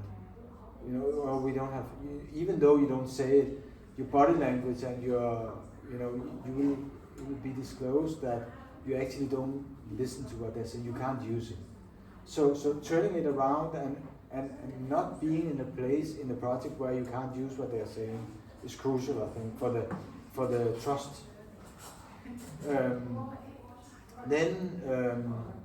Also this thing about that one is writing and one is interviewing. So if I'm interviewing, I don't have to think about anything about writing down, remembering anything. I just have to be totally present in the conversation. That's just something in general about people. It's very good to be present. And of course our mobile phones are shut off and not there, of course, because it should not be interrupted in any way. And then we don't make like questions like da da da da da da da. We have like some themes, and in a way I like mostly to actually be 3, 4, 5 interviews down the line, because the first one always where you test things out, but so you prepare well, you talk about what you want to ask about, what are the topics, and I try to not write down questions, but it's also good to have some questions so you can start it off. But so I'm saying different things now. But to have questions, but also have themes that you want to investigate, and not too much. And then you go into the meeting and you start to ask them open-ended questions where you kind of get them to talk about the field. Okay, where are we? What is this kind of place? What is happening there? What do you do in this place? What has you experienced over the years? So these kind of open-ended, just because once you develop a specific question, you have already set yourself into the space. Let's say it's the part you want to ask about. You have already said, okay, you know, where do you go to the toilet? Let's say I asked that question. Then you have already said that could be a need, that you need to go to the toilet when you're in the park. So instead you could ask, you know, is there anything you need when you're in the park? And if they never say toilet, I mean, then you shouldn't ask them where they go to the toilet. So you see, it's two different ways of getting to the actual needs. Stupid, but so being totally present in the interview is like, so you ask this question and then you follow them. I mean, if they, because what is the idea with the interview is to get knowledge. So when you have these open-ended questions, they might go over there, and you would never. Sometimes you experience that you would never have asked questions about that. You would have no idea that this was happening. You had no idea that these people were also coming there in the nighttime because you've never been there in the nighttime, whatever. So you have to be really, really open and perceptive to what is coming. And because I don't have too many questions and we have lots of time, and everything is quiet and we're not disturbed, then I can, pick onto those questions and say, oh, let's follow that trade, let's go that way. So I very much try to let them open up, but within a frame. You cannot, you have to control that they are not starting to talk about totally irrelevant things. You have to be controlling in that sense, because otherwise it can go many ways that you don't want it to. So it's that balance between being very open, but within the frame of what you need information about. I think it's very crucial. Crash course in interviewing. Spent 20 years on learning how to do it. And also, a little anecdote. So then, once I was doing it in the early days, after an injection project, I went to another project, and I interviewed someone in an institution where they get metoder. And then I talked to the manager, and he said, anyone have to leave, just leave. He said that he couldn't help become friends with the drug addicts. And he has also been on holiday with some of them, and he had them invited to his house. And I was like, what? You can't do that to drug addicts. So he kind of messed with my head and deconstructed my head in terms of drug addicts. So I went out from that meeting with the manager, and we're going to sit down to interview some of the youth. So one of the youths I was sitting there, I can still see it for me, a guy, small table, interviewing him. And then I asked him some questions I prepared at home before I had this technique developed. And then he said something, I was like, he's a bit stupid. I can't really use that. I'm just going to pretend that I'm listening, and then I'm going to find out my own ways. And by having him constructing my minds before, I discovered that voice. You have a monkey or a parrot, you call it. Someone who's in psychology, you call it that. So I discovered my prejudice about him, and I discovered how that made me not being able to listen to what he was actually saying. So this is something that has carried with me all the time, to listen to what I'm saying to myself in my head, these prejudices. We all have prejudices, and we all need them. We can't just be totally open to the world all the time. We need to be able to put them in boxes and sort them out, otherwise our brain will, burn out.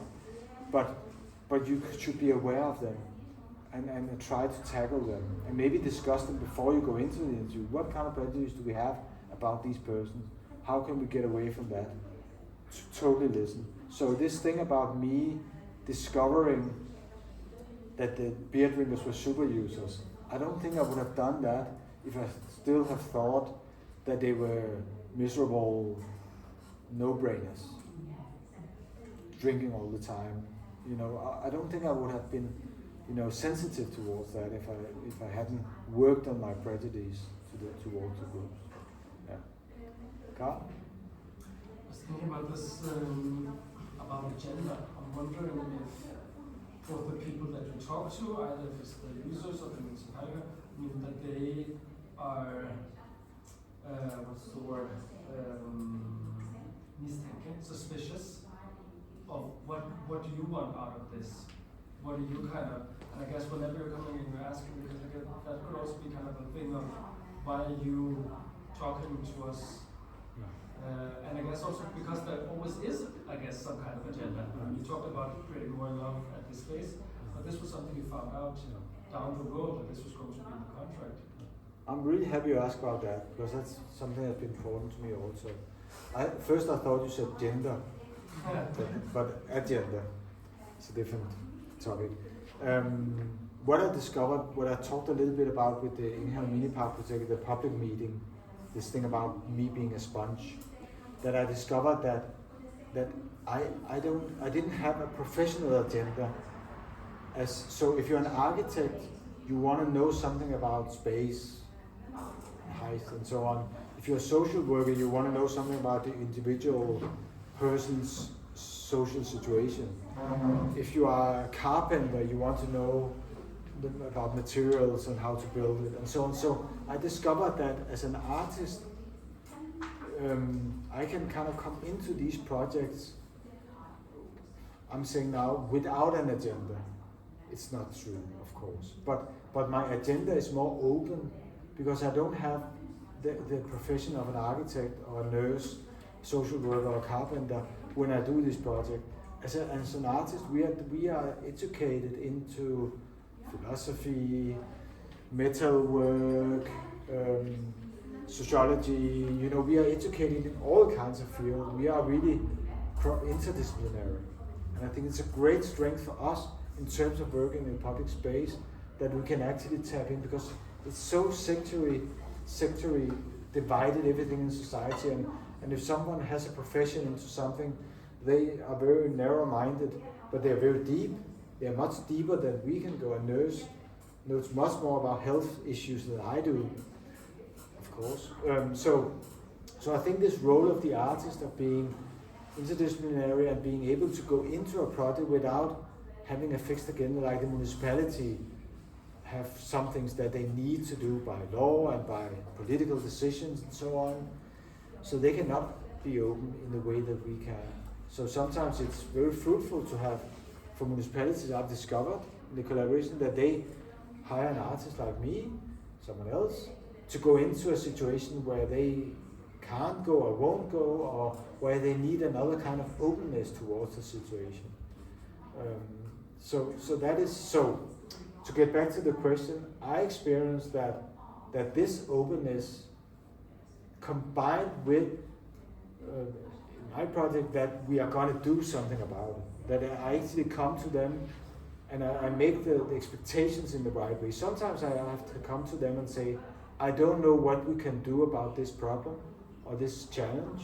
I don't like calling it a problem, I'll get back to that. But this challenge, or this situation, sorry, I can't say what we can do about this situation. I don't know what we can do about it, but I will work on it. Sometimes I say that. Otherwise I say, we are going to build something for you, and now we're going to find out how. So put the expectation in the right place. I think it's very important. And then they will experience that, by being invited. What I do is, I invite them into an art space. So I discovered also in the different, actually back from the injection project with the nurses, they said at some point, Charlotte said, it's an art project, we can do whatever we want. When we were talking about something, we should do this or that, and then she said, it's an art project, and I had that on, she reminded me that it's an art project, and we can do whatever we want, and I think that's really, really nice to have that on board in the process, that you should actually be sensitive to the fact that an art practice is a very different type of practice than any other practice in life. An accountant or a municipality worker or an architect or whatever, they have very restricted areas of where they can work. Yeah. So, anything else? Comments or critiques? I'm very interested in hearing. Something, but maybe it's not. Who knows? I love that you start off that you are jumping into something and you say you can't redefine it. It's very brave, and I think we need more of that in society. So here, a lot of the discussions over the last couple of years have been about artistic freedom of speech. That means that we should have the conditions to make art from a place of freedom, from our decision and internal process that comes out and that addresses an externality. But with a lot of these socially engaged works, especially around Scandinavia, I've seen, and beyond, I've seen that they are instrumentalized very harshly, instrumentalized by especially governmental systems and especially municipal systems, where they see, for example, foreigners somewhere or disadvantaged people or something like this, and they say, oh, let's put an artist in there, they're going to solve that problem. And they parachute that artist in, they do some sort of fancy looking project with probably base funding that's supposed to go into art funding, but solves an infrastructural issue. Therefore, these, in terms of economic budgets, you take money, systems take money, that are supposed to go into making free art, and they use it as a band-aid solution to temporarily solve or popularize social issues that are systemic and infrastructural social issues. So since you have such an engaged practice where you do work with a lot of different kinds of communities over long periods of time, I was just wondering if you have any, you've obviously thought about this. So what are your thoughts on that? Yeah, it's a really, really good question in the debate.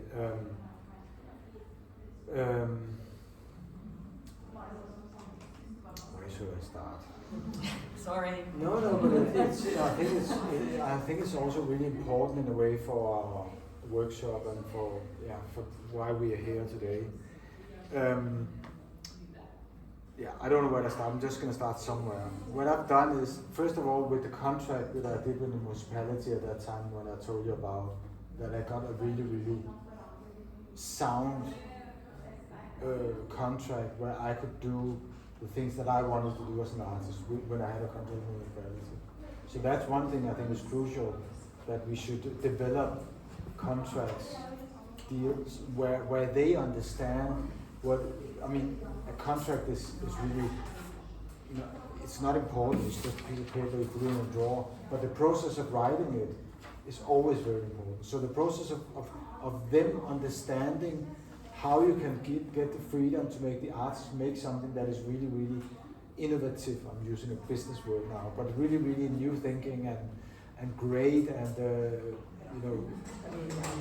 they need to give you that kind of framing so that they understand that in the process of writing contract. I think it's a very good thing to do.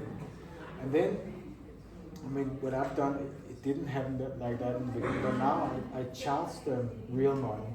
When I go into these projects, it's 500,000 or 700,000 or $1 million or something for these different projects when they hire. So I charge the same as if they hired an architect or a topologist or whatever. And I think that the value of it, to get it from this, we have this term called pauseklovn. I don't know if you have this term, not in Canadian, but I heard you are Canadian. But pauseklovn, you have that term? You know, the one who's entertaining in the breaks. You know, artists, we can be that, which is kind of what you're describing in a way. But that we kind of take that, say, that's not what we are. We are something that is, and money is a good way of setting value to something. So once they have to pay real money for it, and it's really difficult. Been many years on getting onto that level. But then it kind of moves from we're doing small funny things from the municipality side into we are doing something that is part of our core business, our core work, and some managers have to be in on it. Maybe even often the politicians have to be in on it to decide whether that much money can go to that project. And then it becomes part of the ecosystem of the municipality or the organization who hires you. And that changes a lot of things. It changes how you see it, it changes how you follow up on it, it changes how they listen to us. And then, to get back to the instrumentalization part of it, you have to navigate through that process, because even though you're getting paid for it, you can still be instrumentalized. I think a lot of consultants that are hired by a municipality, sorry to say it, are instrumentalized. I mean, that's part of the game. If you hire an architect to do a square, and they have all kinds of integrity and ethics, if they do something and then the municipality says, no, we don't want that, we want that, then they have to do it. So there's a lot of instrumentalization in general. It's not only artists who are instrumentalized or used. So we have to navigate in that space and always, keep our integrity. And so that being said, for me, and I think it's different for all artists, I'm gonna say a sentence which is not totally correct, but I've not found it interesting to use critique to change the system. Because, when I say critique, I mean in terms of confrontatory critique, when you critique someone, very openly or explicitly. Because when you do that, you get polarized. So what I do, the way that I work is that I work, you can say, constructively from the inside. I try to be part of the system. I hire myself into the community, into the municipality or the organization or whatever, the fund or ministry, whatever I work for, and pretend to be their body. I don't pretend, I want to be their body. I want also to be open towards their intentions. It's not only about the other people you should be open and don't have prejudice about. It should also be about them. That you should also be open towards what their intentions are, what their ethics are. But to get to try and develop situations instead of solving problems, but develop situations together and navigating in how can it be in integrity and how can it be ethically good? Because that is the base that I stand in. I haven't talked about that, but when I go into this project and I do some carpentry, I do some social work, I'm a bit a nurse and I'm a philosopher, but on the base of that, all the projects I go into, I have ethics. I mean, we do that as artists, we have integrity. And I think that's very crucial because as an artist, we have integrity in the normal art projects we do. If you make a painting and you send it out in the world and it's kind of failed, you can't say, it was the policy of the municipality. It was my boss told me to make it that way. It was, you can't do it. It was the party's line, the line of the party. You can't say that. Everything you do when you send artwork out, it falls back on you. So we know that we have to be in integrity. We have to be fully behind the work we make, and that characteristic or whatever we call it. I've taken that with me and kept it, and have clinged onto it when I work outside. And I'm also sometimes explicit about it. And I've discovered actually that it's something that there's a shortage of integrity in society, I feel.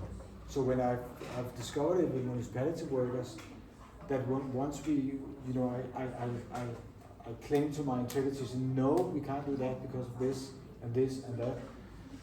I can see that that it's something that is an argument, and it's something that they actually always, everybody wants to be in integrity. So I've seen that first of all that it's a now I say a product. It's a product that is demanded. There's demand on. They actually want someone to be in integrity in the work that they do. They don't want you to say, "Oh yeah, we can do that. That's okay," knowingly that it's not a good solution.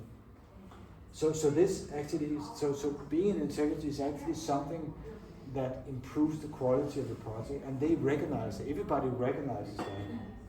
So I think that is the main thing of not being instrumentalized in a way where you do things that is not in integrity. I have a small comment to that. Great question, a great answer. And I think three things that I feel that you maybe have from the start, before you started with art, that you have a business, that you know contracts, that you know the value on something, and you sell something. Pricing. But I think as artists we should know that you can argue a contract. You can. A contract is an agreement. It's not like forced to you, and you just write it. Okay. Exactly. And you put into a situation where you cannot have anything to say. And then to set value on your work. As an artist, you don't learn that. You learn that you should not earn any money, because that is something bad. That is a starting point for being an artist in school. And then to know your role, to have something to give to the world through art. It is a beautiful presentation. It's a really, really inspiring. Thank you. You said it all. I just want to make one comment that pricing out there, the more expensive it is, the better it is. the higher quality it has. That's the paradigm. So if you come as an artist and try to see, I can make it this cheap, or I can make it this cheap, I don't need to earn very much or whatever. What are you saying about yourself? You know, it's crap. It's bullshit. It's low quality. I mean, that's just how it is. Sometimes there can be budgets. I mean, every time I'm invited to something like a talk, we even did it. You know, how much money do we have for a talk? and then so we have this. So even though I want to accept it, you know, because I think it's valuable for me and I want to do it, I always say we can do it for that, but you should know that normally I charge this. But because of you are special and it's you know, I want them to know what the value of the product they're getting is. Yeah. So even though you sometimes have to accept lower pay or something, you should always tell what it would have costed. And so yeah, you get a good discount because you're my friend. Only for you, Only for you. Yeah, I just wanted to also follow up on that Felicia's good question, and I think as a former freelance curator, I can also sympathize with the the precarity or the feeling of getting labeled as hard to work with, as difficult, and this feeling that you talk to like a big municipality or something and they can just choose whatever, they'll just go to someone else, and so there's also like a lot of feelings around that I think I respect, and I think like your answer also it was a good answer for also what to remember when you go into those situations. But at least I think it's interesting to reflect on how to deal with the fear of everybody just thinking that you're difficult to work with. You're an artist, so you just want to do exactly what you want to do, and I feel, for example, with your practice and how you seem to also have a good gift of being very good at answering or saying why you need it to be this way, why you're doing it in this way, why it's important to do it in this way. It seems like you were very aware of explaining and acknowledging that the people that you're talking to don't necessarily understand this, because I could imagine also that very quickly becomes the difficult to work with type situation where it's like it needs to be like this because some reason that people don't necessarily understand, but that's a big part of it. I don't know. Yeah. It's kind of a comment in the question. Yeah. But so you're saying there's a lot of prejudice. I don't know if there's a lot, but there are prejudice about artists, and one of them can be that we are difficult to work with. I don't know, but maybe to some. But it's. I mean, we're working in another type of field, like Sarat Maharaj, art theoretician, who was my professor at Goldsmith. He was also a curator of Arrangementet at some point, part of the curating team. But he said, he has this term saying that art is a production of non-knowledge. What he's saying is that you have knowledge production going on in society, all kinds of knowledge production, and art is like, it's not that kind of knowledge production, it's another type of knowledge production. And that we have to, in a way, tell them about. It's in a way like research, that we have something called grundforskning, like when you do basic research about something, you don't know what to use it for, but you are doing it, and then maybe at some time we can use it for something. I don't know what you call it in Norwegian. Grundforskning. I love it. And art is a bit like that, especially in the early years when we don't have any exhibitions.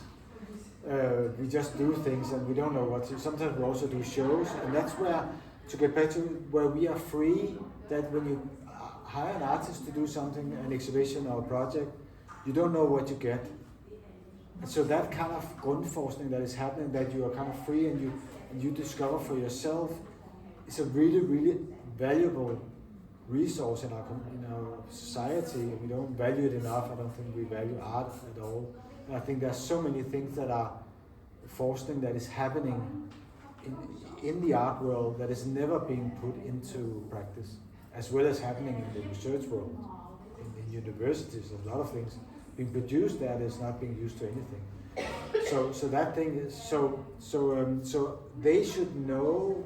We should talk about how, if you want to work with an artist, you will get something that is unexpected maybe, but that's the value of it. You will get something that you haven't seen with your narrow-minded scope, and that's valuable, and you should value that. So also in the contract we wrote it, and that was actually the lawyer, not the lawyer, the lawyer in the municipality wrote that in, suggested as saying that what we do is method development, so you cannot know what the result of it is from the beginning.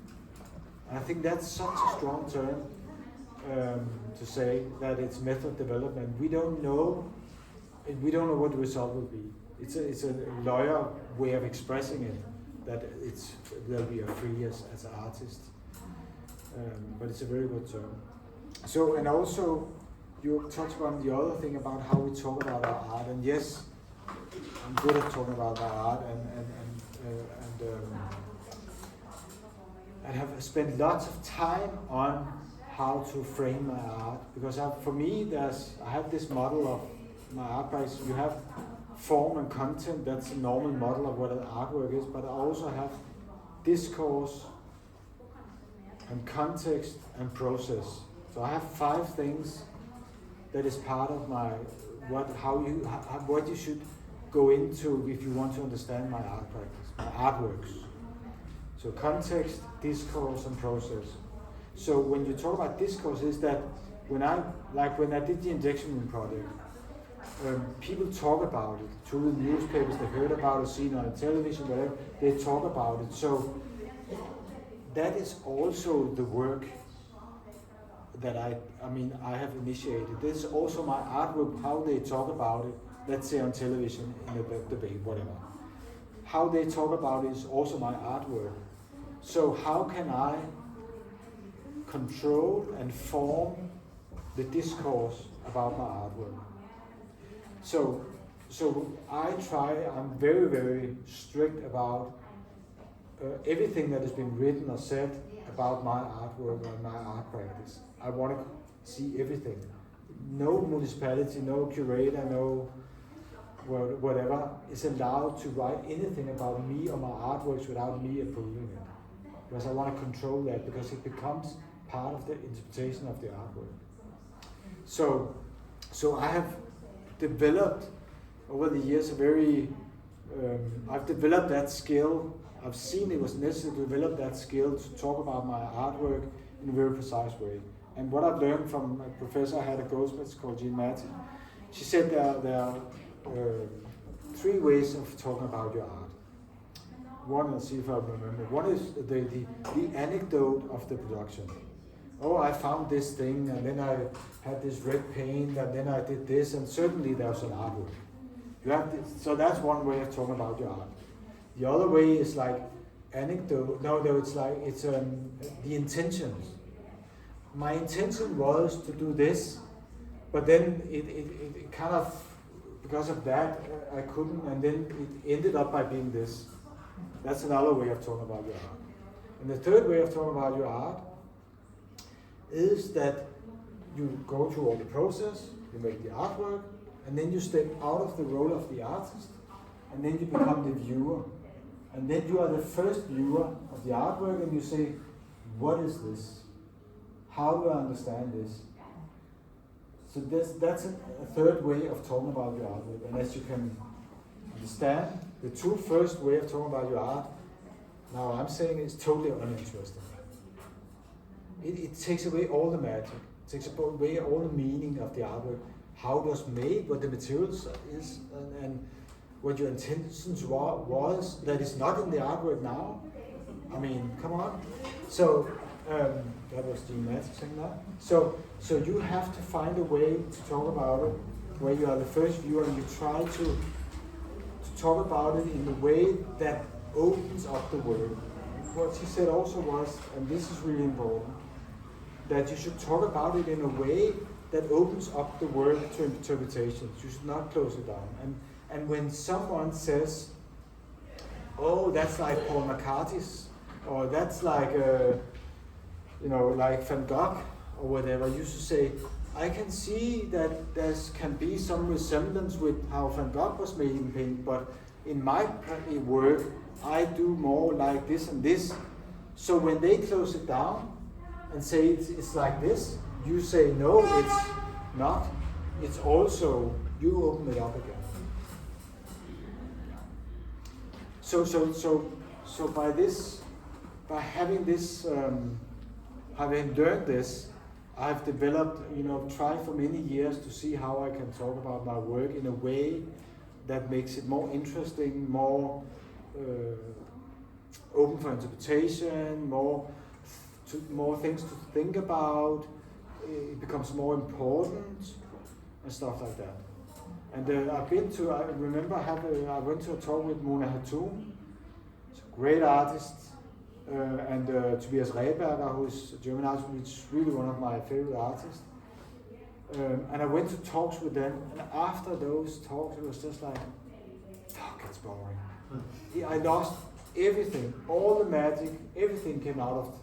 I mean, I should never listen to those talks, and they should never have talked about that way. They were simply not capable of creating any art with their artworks when talking about it. Yeah.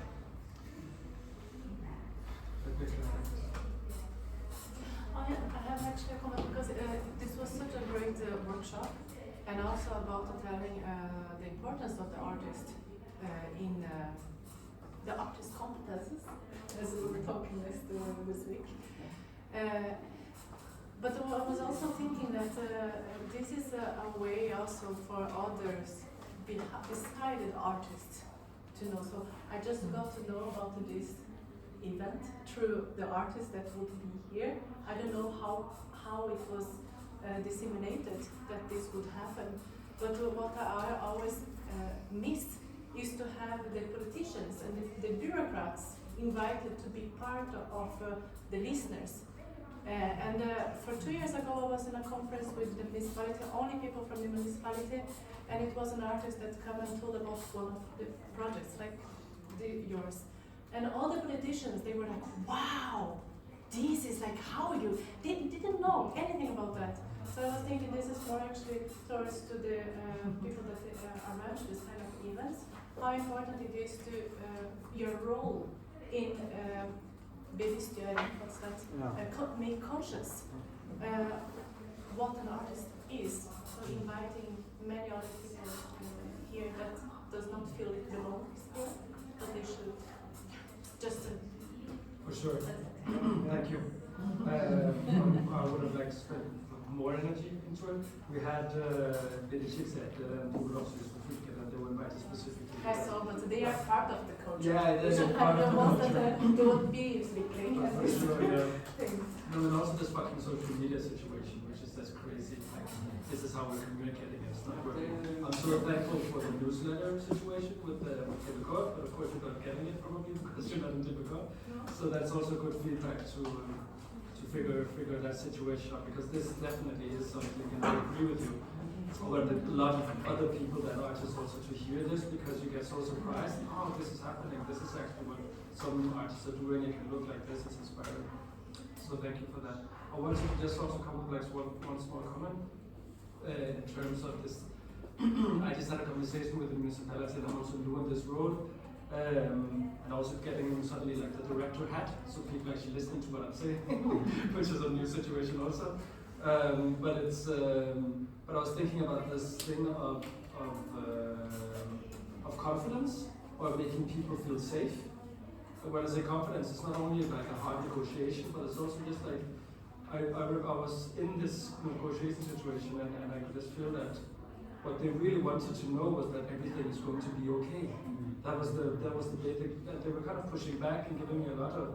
And as soon as I said, like my doctor says, just deep breath and relax, let go, trust the process. And they're like, okay, if you say so. And that was just interesting for me, because I thought it needed to be kind of pushy or whatever, but they just need to feel safe And then we can, then those processes are also kind of a lot more malleable. Yeah. Anyway, and this was actually not a workshop, it was just a talk, but we're still going to go into the workshop. I don't know. We should have a break, maybe someone needs to go to the toilet or something. Or lots of food here, and those who want to stay, you're more than welcome to stay. Some of you signed up for the workshop, so you have to stay. But otherwise, maybe we should wrap this part up. Thank you so much, Kenneth.